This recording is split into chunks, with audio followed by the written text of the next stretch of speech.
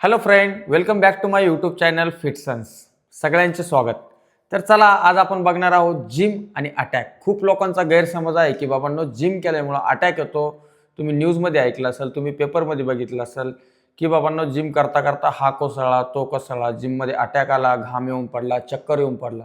तर चला, आपण बघूया याचं मागचं रिझन काय आणि खरंच जिममुळे अटॅक येतो का.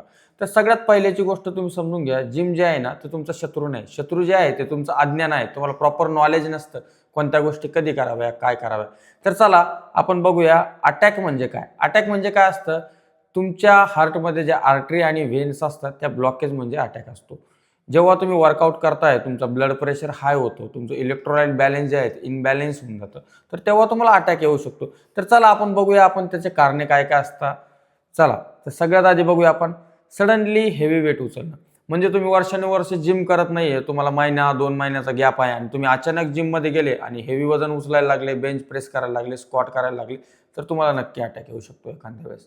त्याच्यामुळं काय आहे, जिममध्ये गेल्याच्या नंतर ना हेवी वर्कआउट जे आहे ते कधी पण टाळायचं. परत त्याच्यानंतर काय आहे की आपण काय करतो, जिममध्ये गेल्याच्या नंतर प्रॉपर जे आहे ते वॉर्मअप करत नाही. वॉर्मअप म्हणजे काय असतं की बाबांना, तुम्ही जिममध्ये गेला, स्टार्टिंगला तुम्हाला बॉडी जी आहे ती तुमची बॉडी जी आहे ती गरम करणं खूप गरजेचं असते. तर त्याच्यामुळे पण तुम्हाला हे प्रॉब्लेम जे आहे ते येऊ शकतात. तर लक्षात ठेवायचं की जिममध्ये गेल्याच्या नंतर तुम्हाला प्रॉपर वॉर्मअप करणं खूप गरजेचं आहे. परत त्याच्यानंतर येऊ शकता की तुम्हाला सप्लिमेंटचं नॉलेज नसतं. म्हणजे काय आहे, कोणत्या पण टायमाला तुम्ही प्री वर्कआउट यूज करणार, क्रिएटिन यूज करणार, वे प्रोटीन यूज करणार आणि ते नॉलेज नसल्यामुळं काय होतं, तुम्हाला अटॅक येऊ शकतो. आता भरपूर लोकांचं असतं काय, बॅड हॅबिट असतात. म्हणजे लोक काय करतात, रात्रभर पार्ट्या करणार, स्मोकिंग करणार, ड्रिंकिंगच्या पार्ट्या करणार, बाहेर जेवण करणार, मसाल्याचे पदार्थ खाणार आणि सकाळी उठून काय करणार, जिममध्ये जाणार, हेवी वर्कआउट करणार, हेवी लिफ्टिंग करणार. त्यांना वाटतं की बाबा ना आम्ही फिट आहे, पण नाही, तसं काही नसतं. जेव्हा तुम्ही अल्कोहोल किंवा एखादी पार्टी वगैरे किंवा लेट नाईट तुम्ही जागी असता, तुमच्या बॉडीचं जे आहे ते इलेक्ट्रोलाइट बॅलन्स जे आहे ते पूर्णपणे हल्लेलं असतं, तर त्याच्यामुळे पण तुम्हाला हार्टला प्रॉब्लेम येऊ शकतो. त्याच्यानंतर काय होतं की बाबांनो, तुम्ही जे आहे तुमची स्लीप सायकल जी आहे ती सगळ्यात महत्त्वाची आहे. काही लोक काय करतात, रात्री 2ला झोपतात, सकाळी 5ला वर्कआउट जातात. तर तुमची झोप किती होते, 2, 3, 4, 5. म्हणजे तुम्ही एक जास्तीत जास्त एक फक्त 2 ते 3 तास झोप होते आणि तुम्ही वर्कआउटला जाताय मॉर्निंगला आणि हेवी लिफ्टिंग करताय, वर्कआउट करताय, ट्रेडमिलवर पळताय, तर तुम्हाला नक्कीच अटॅक येऊ शकतो.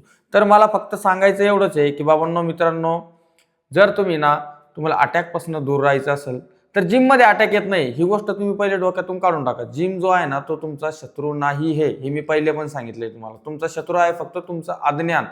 तुम्हाला फक्त काय करायचं आहे, प्रॉपर वेने जिम करायचं आहे, प्रॉपर वेने वर्कआउट करायचं आहे आणि अफवांवर विश्वास ठेवायचा नाहीये. जिममुळे अटॅक येत नाही, अटॅक येतो फक्त तुमच्या नॉलेजची कमतरता असल्यामुळं, तुम्ही अज्ञान असल्यामुळं तुम्हाला अटॅक येऊ शकतो. आता भरपूर जणांचं काय असतं, फॅमिली हिस्ट्री असतात, शुगर असते, त्यांचा ऑलरेडी बीपी हाय असतो, त्यांना टायमावर मेडिसिन घेतात ना, टॅबलेट घेतात ना आणि तरी पण जातात जिमला, करतात की बाबांनो मी फिट आहे, असं तसं हे ते. तर ह्या गोष्टी ज्या आहे ना, ह्या तुम्ही टाळल्या पाहिजे, तरच तुम्ही हेल्दी राहू शकता, फिट राहू शकता. चला, हा व्हिडिओ कधी तुम्हाला इन्फॉर्मेशनल वाटला असेल तर माझ्या चॅनलला लाईक करा, सबस्क्राईब करा. धन्यवाद.